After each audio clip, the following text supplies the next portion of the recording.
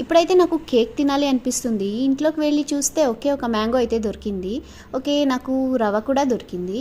ఈ రెండిటి కాంబినేషన్లో మనం కేక్ అయితే రెడీ చేసేద్దాము. 1 కప్ రవకి 1 కప్ షుగర్ తీసుకున్నాను. పీల్ తీసిన మ్యాంగో కూడా కట్ చేసి పెట్టుకున్నాను. ఈ రెండింటిని రవని షుగర్ని ఒక జార్లోకి వేసేసి పౌడర్ చేసి పక్కన పెట్టేశాను.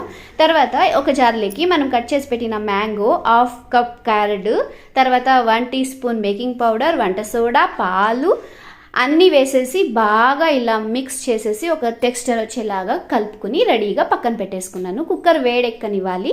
తర్వాత ఒక బౌల్ రెడీ చేసేసుకుందాము. బౌల్లోకి బటర్ పేపర్ కూడా పెట్టేద్దాము. తర్వాత మనం మిక్స్ చేసి పెట్టుకున్న టెక్స్చర్ని దీంట్లోకి వేసేసి బాగా బబుల్స్ లేకుండా ట్యాప్ చేసేసుకుందాం అనమాట.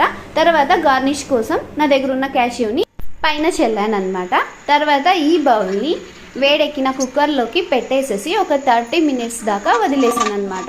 ఆఫ్టర్ 30 మినిట్స్ నాకు ఇలా